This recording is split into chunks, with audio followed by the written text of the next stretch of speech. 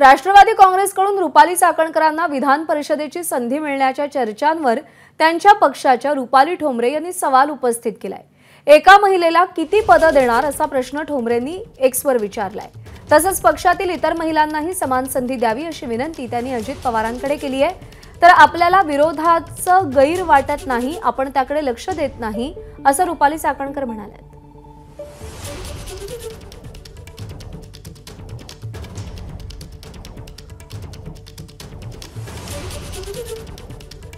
विधान परिषदेच्या उमेदवारांमध्ये रुपाली चाकणकर यांचं नाव समोर आल्यानंतर त्यांच्याच पक्षातील आणखी एक महिला नेत्या असलेल्या रुपाली ठोंबरे यांनी नाराजी व्यक्त केलेली आहे।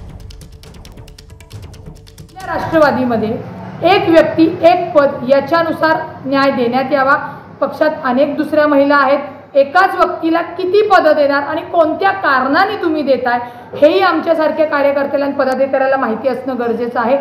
कुणी मागू शकतो, रुपाली चाकणकर मागू शकतात, त्यांना लोकशाहीतनं अधिकार आहे, परंतु पक्षाने द्यायचं का नाही द्यायचं, एका व्यक्तीला किती पदं द्यायची याचाही विचार माननीय आमचे अध्यक्ष अजितदादा आहेत, माननीय आमचे प्रांताध्यक्ष यांना तो करावाच लागेल आणि हेच आमचं म्हणणं आम्ही पक्षापर्यंत पोहोचवलेलं आहे। निर्णय हा पक्षाचा आहे, याबाबत पक्ष काय आहे तो विचार करेल।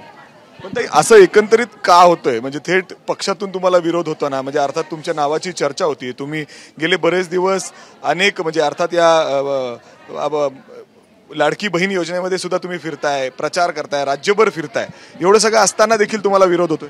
मला विरोधाचं काही गैर वाटत नाहीये आणि ज्या काही गोष्टी घडतात मला वाटते पक्ष पातळीवरती त्या हँडल केल्या जातील। कोणी विरोध केला, टीका केला तरी आम्ही काही फार त्याच्याकडे लक्ष देत नाही, कारण की आम्ही आदरणीय दादांच्या मार्गदर्शनाखाली संघटनेतून आलेले काम करणारी लोक आहोत। त्याच्याबरोबर रस्त्याबरोबर बसून आंदोलने केले आहेत, बचत गटापासून सुरुवात केली आहे, तालुकाध्यक्ष, शहराध्यक्ष अशी पदं घेत संघटनेतून आलेत। त्याच्यामुळे कुणी टीका करू काय करू त्याच्याकडे मी कधी लक्ष दिलेलं नाही। एबीपी माझा, उघडा डोळे बघा नीट।